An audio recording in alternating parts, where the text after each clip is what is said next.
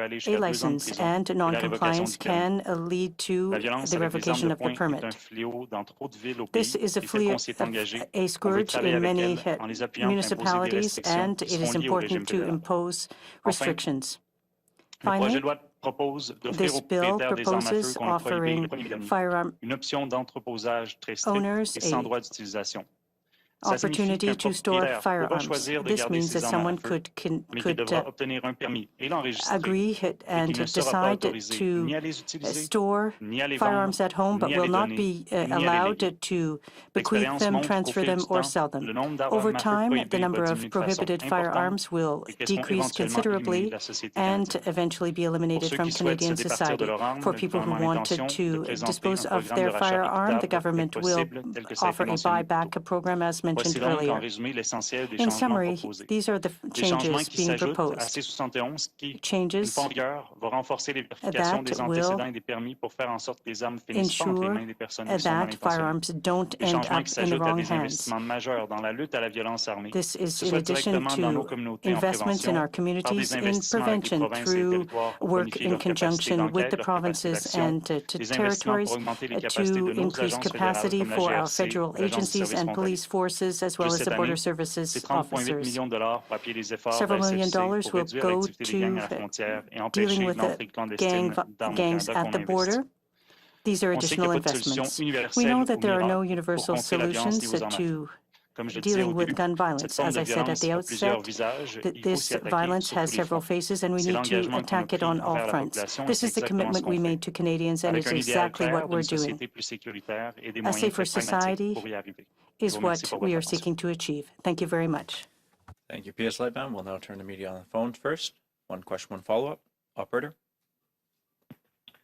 Thank you. Merci. Première question, Raymond Fillon. Our first question is from Raymond Fillon from TVA. Question. Good morning, Prime Minister. What will the buyback program cost? Many people think that a buyback program, an optional one like you're proposing, doesn't go far enough. Why not a mandatory one? Merci, Ray. C'est une très bonne question. Answer, the Prime Minister. Ray, that's a really good question. We've looked at all kinds of différents exemples à travers le monde, examples across the world, Nouvelle-Zélande. including New On a Zealand. regardé comment on peut adapter ces We've looked différents at how we can programmes-là de la adapt the meilleure various façon à la programs, the réalité, à la best situation way canadienne. Et to on a the déterminé Canadian reality. qu'effectivement, And we've ce qu'on determined propose, that c'est what la we are meilleure façon, proposing la is the façon la best, plus efficace most et la effective façon qui option va s'assurer de la protection des Canadiens to protect Canadians. de façon maximale. Mais pour plus de détails là-dessus, je suis For more très content de details, tourner vers I'm very le happy ministre to Blair, turn to Minister incluant Blair, sur les coûts potentiels. including with respect to Bill. potential costs. Bill? Okay, sorry. Before I turn to Minister Blair, let me just say that we looked very carefully at buyback programs around the world, including in New Zealand. We reflected carefully on what the right model would be given the Canadian circumstances, and we went forward with the model that we think will be the most effective in keeping Canadians safe from gun violence. On further details, I'm happy to turn to Minister Blair, who's been working on this for many decades. Bill. Thank you very much, Prime Minister. I want to acknowledge as well the very strong advocacy from a number of different community groups who represent the tragic victims of gun violence. And they are very concerned about the presence of these firearms in our society, as are we. And I want to explain to them that, first of all, we looked very, very carefully, as the Prime Minister's indicated, at the experience in other jurisdictions, notably most recently in New Zealand, but also buybacks that have been undertaken in other jurisdictions, such as Australia. In those circumstances, what we found is that very often, if authorities and governments did not have adequate and comprehensive, fulsome information about actually who has these weapons, what weapons are possessed out there, and where they are located, it limits the effectiveness of a buyback program. And so through Bill C-21, we are going to require that people who are in possession of these weapons, who, by the way, and I would point out, acquired them legally when it was lawful to do so. And since we have prohibited them, we want to make sure that we treat with those individuals who acquired them legally respectfully and fairly. But under this legislation, first of all, we will require them to require a license and to provide information on what firearms, in fact, they possess and where they are located. We are also introducing strong new measures that virtually eliminate all legal use of these weapons, which will create a very strong incentive for people to voluntarily surrender them for compensation. And as well, we have, in consultation with law enforcement, we have consulted with them on how a compulsory buyback might be effective. And they have strongly indicated that, first of all, they would need information as to where these weapons were located and who had them. They would also have to form reasonable probable grounds in order to get search warrants to do searches and seizures. And so based on our experience and our analysis of other jurisdictions, and as well in consultation with law enforcement in the safest way to effect our purpose of removing as many of these weapons from our society as possible, we have proposed to introduce through this legislation strong incentives for the surrender and compensation of these weapons, eliminating all elements of legal use. They can't be shot, they can't be traded, they can't be transported, they can't be sold, and they can't be bequeathed to the overwhelming majority of Canadians who originally acquired these weapons lawfully. They did so that they could use them as firearms. We have eliminated that use through this legislation, and therefore the vast majority of them are fully anticipated and have indicated their intention to surrender those weapons for compensation. And for those who may choose to retain them, we have very strong measures in place to ensure that they will never be used legally as a firearm, that they will always be stored securely. And if the circumstances of their possession should ever provide evidence of a risk, either in an intimate partner violence or domestic violence situation, or where a person may be suicidal or emotionally disturbed, or where the individual may be involved in advocating hate and violence against a religious minority or any other vulnerable purpose, we're providing and developing the tools that are necessary to remove all firearms from that dangerous situation. Minister Trudeau. Yeah, I didn't get an answer on the cost of the buyback program. If you could provide one, that'd be great. Et j'aimerais aussi entendre le Premier ministre sur la question des vaccins. Est-ce que votre gouvernement Mr. Fillon still speaking. What about the vaccines? Does your government regret not having funded the efforts by the Canadian and the production of a Canadian vaccine which was being developed in Canada? Answer, the Prime Minister. Purchasing vaccines is based on expert advice from our vaccine panel. These experts had the capability and the experience to analyze the various proposals put forward and to choose the ones with the greatest potential for Canadians. Clearly, choices had to be made. We ended up with one of the best portfolios of vaccines across the world, with more doses per capita than any other country.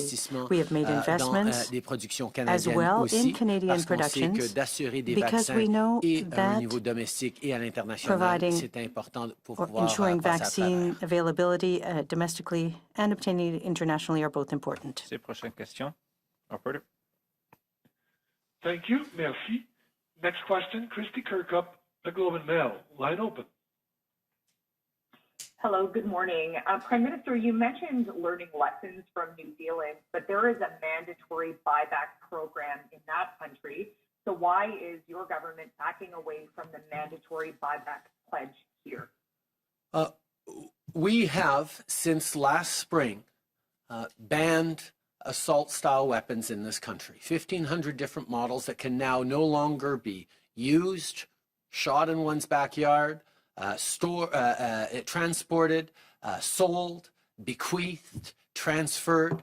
Since last spring, these assault-style weapons cannot be used in Canada.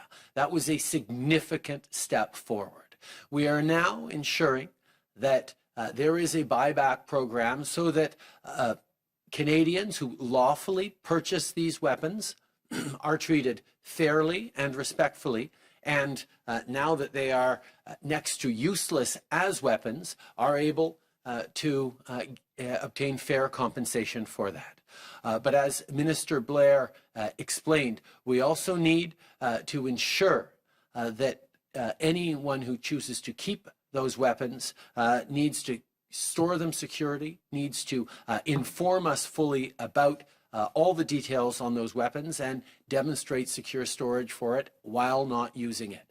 These are the things that we have determined is the best path forward to keep Canadians safe, to get as many of these weapons out of circulation in this country as possible and to ensure people are safe moving forward. But again, I'm happy to turn to Minister Blair for further elucidation of this. Yeah, thanks, Prime Minister. And Christy, when the New Zealand government prohibited assault rifles in their country, they estimated that there may be as many as 150,000 of them in the country. But like us, they did not have a registry of all of those weapons. And so it was a best guess estimate of how many were out there. They did have a compulsory buyback, and they've retrieved about 55,000 weapons, which leaves a great uncertainty, honestly, in their country as to what other weapons may be out there that were not surrendered, notwithstanding a compulsory program. And so we've learned from that and applied the lessons that they experienced. And so we're putting legislation in place that will, first of all, require everyone who is in lawful possession of these weapons in Canada today to obtain a license and to provide information on what weapons they possess, where they're located. And that information will give us very good insight, not only as to the scope of the undertaking of the buyback, but also it'll provide us with information as to where these guns are. And that was something that New Zealand unfortunately did not have. I think they did an extraordinary job, but that lack of that information limited their success. We are also, through this legislation, creating something that they also did not do. And that is to render these weapons legally unusable. They cannot be used as a firearm. They can't be sold, bought, traded, or transported. And through those measures, we have rendered basically these weapons useless as firearms. They cannot be used legally as firearms, which will create a very strong incentive for those individuals that purchase them legally to use as firearms, note that now that they no longer can, to surrender them for fair compensation. And as well, we also believe it is in the Canadians' interest to facilitate that buyback in a way which is fair and respectful and safe. And that's why we've consulted very closely with law enforcement in this country to make sure that it can be done in that way. I believe that this is overwhelmingly the most effective way to remove those firearms from our society, and for the very few that people may choose to retain, to ensure that there is a strong legislative framework that prohibits their legal use and creates real consequences, criminal consequences, for people who misuse them. If anyone chose to take that firearm and discharge it at a range, then that would be illegal use of a prohibited weapon and would result in a criminal charge. Pour répondre en français, depuis le printemps passé, c'est maintenant illégal d'utiliser, d'acheter, de vendre, de transférer ou de léguer des armes d'assaut de style militaire dans notre pays. Ça a été une étape extrêmement importante. Et on ajoute maintenant, avec un programme pour racheter ces fusils qui sont maintenant inutiles en tant que fusils de ceux qui les ont achetés de façon légale. Pour ceux qui choisissent encore de garder ces armes à feu qu'ils ne peuvent plus utiliser légalement, ils vont devoir nous enregistrer ces armes à feu. Ils vont devoir démontrer qu'ils sont en train de les entreposer ou de les garder de façon extrêmement sécure. Et si jamais il y a des bris de ces conditions-là, il y aura des conséquences sévères. Basé sur tout ce qu'on a appris sur des mesures semblables à travers le monde, nous trouvons que c'est la meilleure façon d'aller de l'avant et la meilleure façon de protéger les Canadiens de la violence faite avec les armes à feu. Follow-up, Christy? And just on the matter of municipalities being able to bring in handgun bans, does this not set up the possibility of a patchwork where gun laws differ from municipality to municipality? And if so, how is that at all desirable? The laws on storage of firearms are uniform across the country. Our expectations on being handled safely and securely by law-abiding gun owners are secure across the country, but we recognize that there are many municipalities who have expressed a desire to move forward with further restrictions, including banning the possession, transportation, or use of firearms, particularly handguns, within their city limits. And we are now moving forward to enable those bylaws passed by cities to have federal and criminal consequences for anyone who violates them. It is the promise we made that we would allow cities to ban handguns, and that's exactly what we're doing. Again, happy to turn to Bill. Thanks, Prime Minister. It's important to note, first of all, that handguns are already highly restricted weapons in this country. We have strict licensing requirements and necessary and appropriate restrictions on their use because of their concealability and greater danger, and we know that they represent a significant risk, and that's why we restrict them. With Bill C-21, first of all, we're introducing additional restrictions on those firearms with respect to people who criminally divert them into the hands of criminals. And very importantly, we're introducing very strong new measures on secure storage, because we know many of these guns are being stolen from legal gun owners and from gun retailers across the country and then used in tragedies everywhere. But we are also working with municipalities, and in our conversation with municipalities, they have clearly indicated a strong desire to impose additional restrictions on those firearms appropriate to their unique circumstances and their concerns about gun violence. And you know, if we just look at the most recent past, where a 15-year-old young woman was shot and killed in Montreal, a 14-year-old girl was shot in Toronto. The gun violence that's taking place, not just in urban centers, but in communities across this country, is deeply concerning to all of us. And we're making sure that we're going to support municipalities in imposing additional and appropriate restrictions up to and including, you know, bans on the possession, the storage, and the use of firearms within their jurisdictions.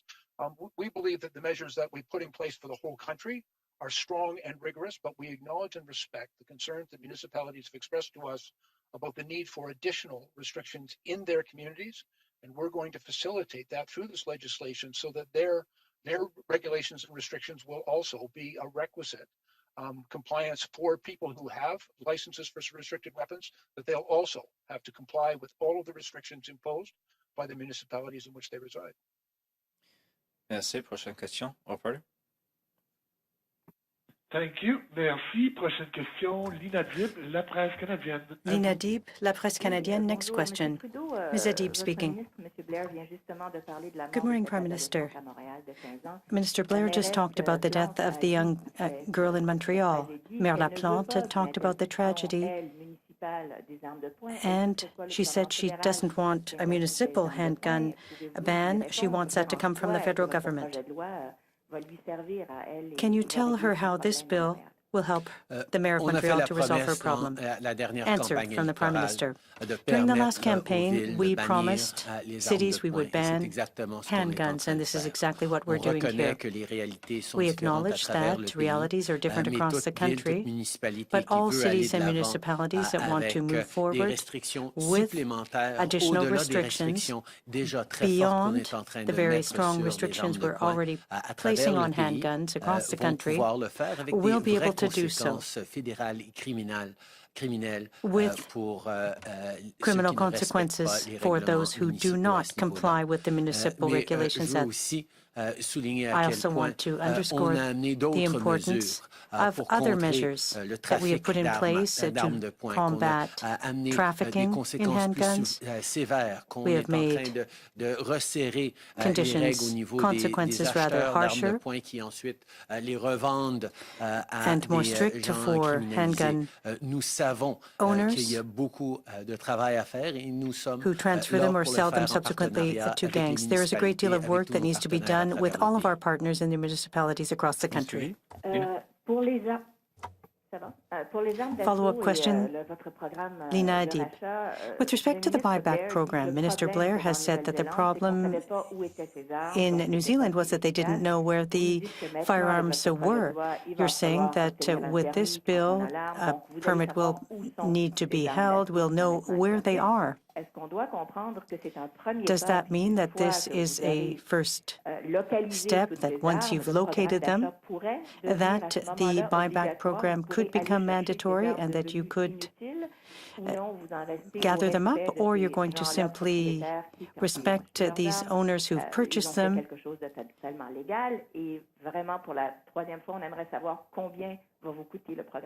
And for the third time, we'd like to know what the buyback program will cost.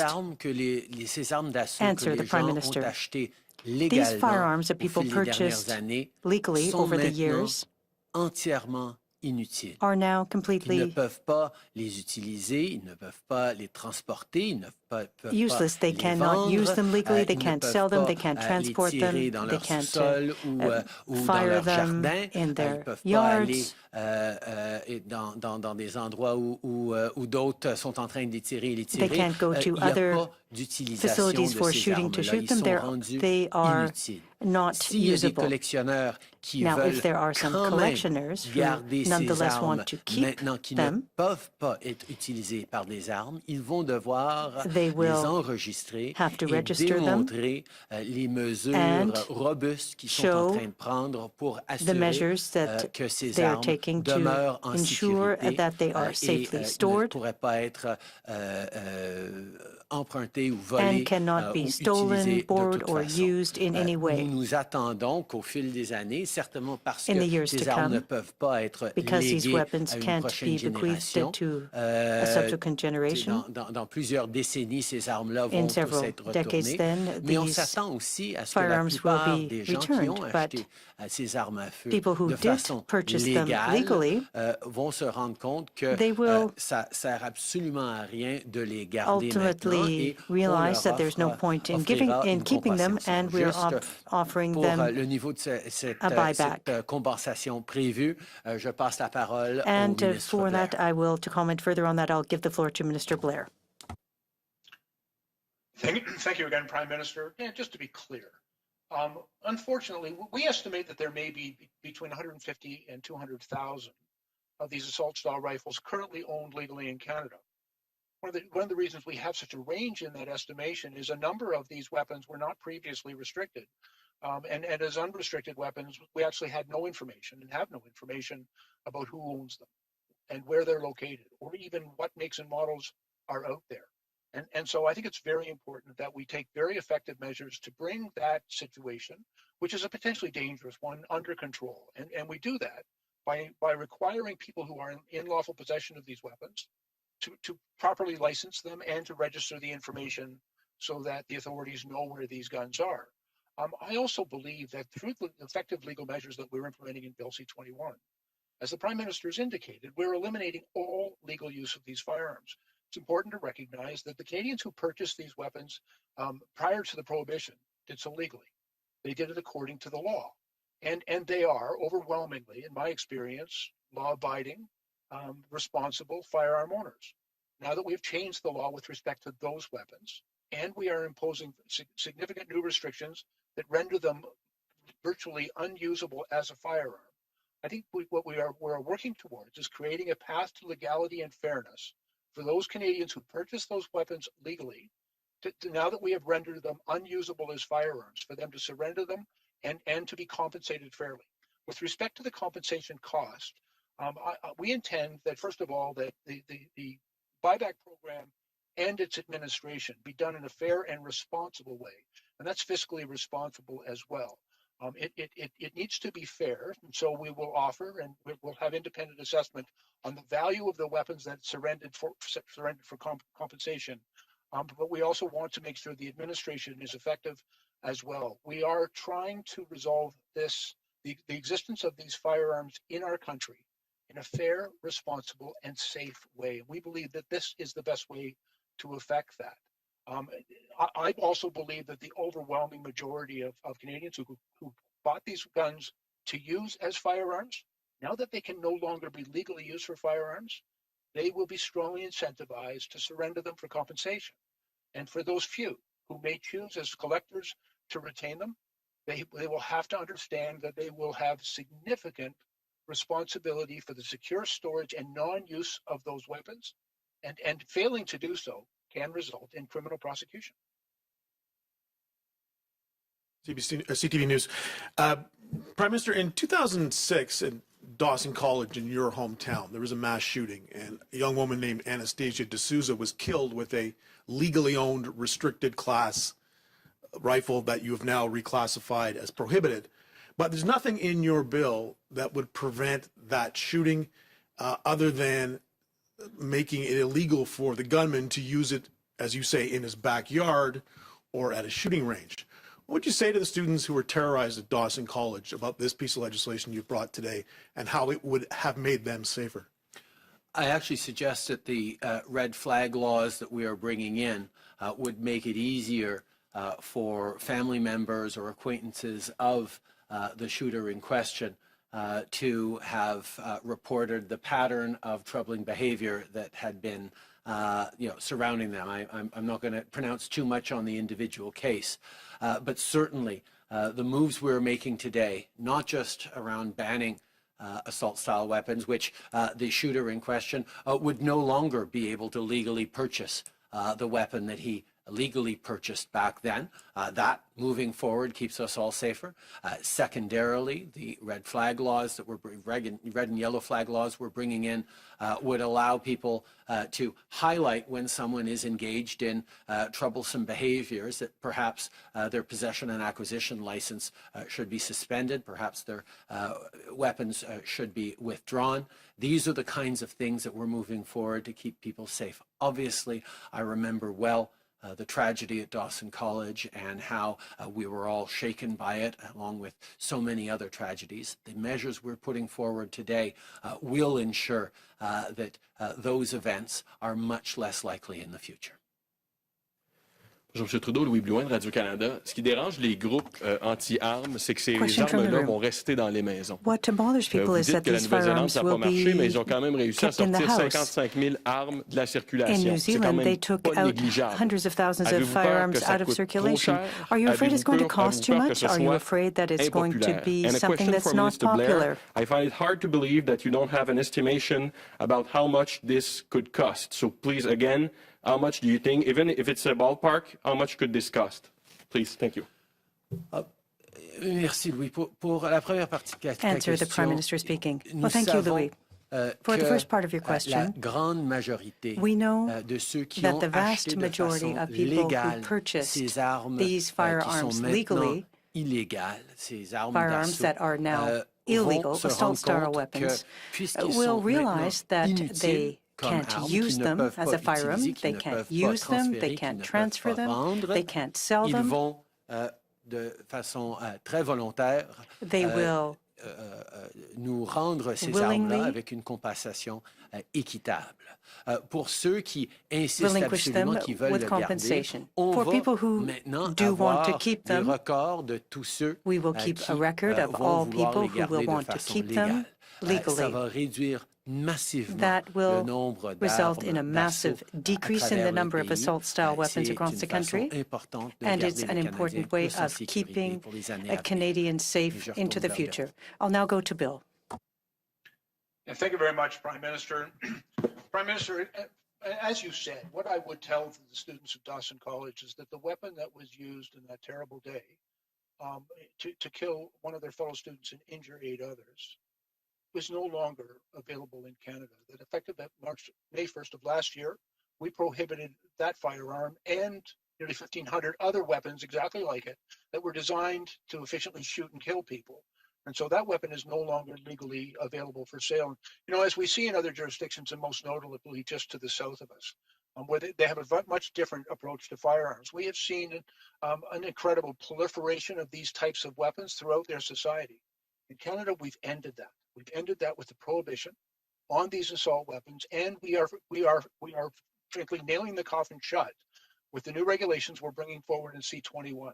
That through legislation we are rendering all of those weapons illegal for use in any way in Canada, and I think that's the assurance that I would provide to those members, and so that we are also taking steps to identify all of those weapons that currently are owned in Canada and in the possession of Canadians, to identify what those weapons are, where they're located, and who's in possession of them.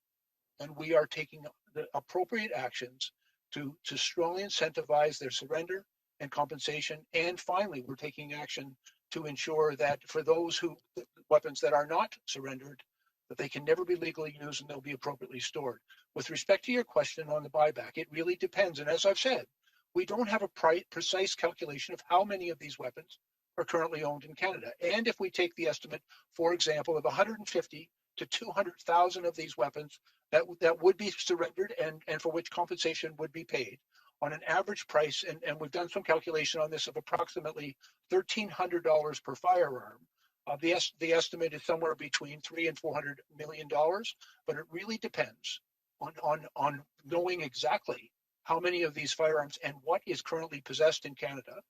The process of determining through a fair and objective assessment as to their fair market value, and ensuring that the administration of that program is done in the most efficient, safe, and effective means possible. But we are, I think, taking the appropriate measures to make a buyback program effective, to remove the overwhelming majority of these weapons from our society. And by the actions we took last May and the actions we are now reinforcing through this legislation today, we have ensured that these weapons will never be legally used in Canada. And I believe the program that we have proposed is the most effective, safe, and responsible way to remove the vast majority of them from our society. Hello, Prime Minister. I'm Mike Blanchfield, Canadian Press. I want to circle back to the non-optional buyback idea. Experts say that buyback programs are more likely to fail than compulsory ones. So why have an optional one? And you referenced earlier the blowback that you expect from the gun lobby. Are you making a political calculation here, as well as another sort of calculation by taking this approach, given that expert opinion seems to suggest that a mandatory buyback might be the best course of action?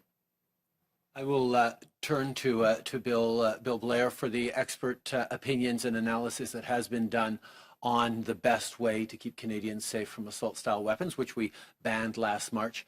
But on the politics of it, obviously, there are political elements in this. But the core of why we are doing this, the core of why Canadians want this done, is to keep our communities safe. In Canada, people can use guns for hunting and for sport shooting, not for personal protection. And there is no need for military-style assault weapons anywhere in this country. That's why we moved forward with a ban on those weapons last year. That's why we're moving forward with what we have determined as being the best way to keep Canadians safe from these weapons going forward. Bill. Yeah, thanks, Prime Minister. I appreciate the opportunity. It's a very useful question because it gives me an opportunity to clarify what the buyback program that we are proposing. You know, when I was the police chief in Toronto, we used to run amnesties where we would tell people if they wanted to surrender their firearms voluntarily, we would provide compensation. One year we had a program called Pixels for Pistols, where we had made arrangements to give people a camera in lieu of the gun. Those are voluntary programs, and it's based on people who no longer, they choose, they have no longer any use for that particular firearm, so they surrender it. That's what a pure voluntary program is. That is not at all what we are proposing. And so when the experts, and I read the opinion of one on the newspaper, he was talking about comparing a compulsory buyback where there would be legislation requiring people to surrender their weapons versus the type of voluntary amnesty that we've run in municipalities and provinces across the country. What we are proposing is very different than that voluntary program. What we are proposing, first of all, is through strict, strong legislation to identify all of these weapons in our society. Other jurisdictions, such as New Zealand and Australia, did not do that. And therefore, although I think they did some extraordinary work, they can't with confidence say that they got even the majority of the weapons in their country. Their estimates of what they actually retrieved versus what they believe were present in their country are far apart. And so we want to close that gap. We want to close that gap with knowledge and data. And so we're implementing strong legislation that requires the people who currently own these guns to acquire a license and to provide data and information to register them all. So we'll know exactly where they are, we'll know what there is, and we know who's got them. And as well, we're also implementing very strong legislation that changes the nature of those firearms. They are no longer legally can be used in this country. And they can't be sold, they can't be transferred, they can't be traded. They can't be bequeathed to the next generation. They cannot be discharged. You can't take them hunting, can't take them to a range, can't even drive around with them. They've got to be locked up in a safe in your home. And as a result of all of those regulations and restrictions that we are putting in place with respect to those guns, we have rendered them virtually legally useless in this country. And we are offering a program of fair compensation to those people who bought them legally. We've changed their legal status in this country to prohibit it. We've ended the proliferation of these weapons in our country. And this is, in my opinion, the most effective and responsible way to, first of all, identify where all these weapons are and to take the steps necessary to remove them from our society. And it is the most comprehensive and effective way. And as I said, I've also consulted with justice and law enforcement officials about how a compulsory program might be affected, requiring the police, for example, to get search warrants. And they would need reasonable and probable grounds to go in and look for those guns. I'm not sure where they get those reasonable and probable grounds because we don't have that information about where those guns are currently. We will as a result of the new regulations and restrictions that we are putting in place in Bill C-21. And so we are going to create a much safer situation for Canadians and effect a far more efficient and effective buyback regime to get those weapons out of our society than if we simply said, we're going to compel people because we don't know who's got them and how we might therefore legally compel them would remain a significant challenge. I think the way that we are proposing to do it is the right way. And it's not simply saying, if you'd like to drop the thing off, we'll give you some money. We have changed the nature of the weapon and we have rendered it virtually useless as a firearm through the law. And as a consequence, we believe the vast majority of rational firearm owners will choose to surrender them, be compensated, and they may go and acquire other firearms which are not prohibited and are therefore far less dangerous. If I may, Prime Minister, before the next question, I'd also like to be very clear. This is about public safety. I appreciate that there are, political interests and I'm sure we'll hear blowback from the gun lobby. This is about keeping Canadians safe. This is an acknowledgement that those weapons were designed to kill people and have been used to kill people in this country. That's why we prohibited them. It's why we are working hard to ensure that we have all of those weapons under legislative control, that they can't be used as firearms. And why we are taking the steps that I believe will be the most effective to remove those firearms from our society. And it really is about keeping Canadians safe. That has been our overriding priority from the outset, and we'll continue to work towards that end. Régulièrement, dans the Prime Minister, les médias, suivant un attentat ou une attaque terrible in the media following an attack, we hear people say, well, this isn't a time to talk about politics. It's not their time to talk about firearm control. It's a time to be there for families and to reflect on how we can better support each other. Excusez-moi, mais c'est aussi un moment pour agir. It's also a time to react. We're a government that moves forward to protect Canadians. There will be political debates surrounding it, but what's important to bear in mind is that Canadians want to be protected from firearm violence. They want to see fewer innocent people killed, less domestic violence involving a firearm. We have a responsibility, all of us, to protect each other.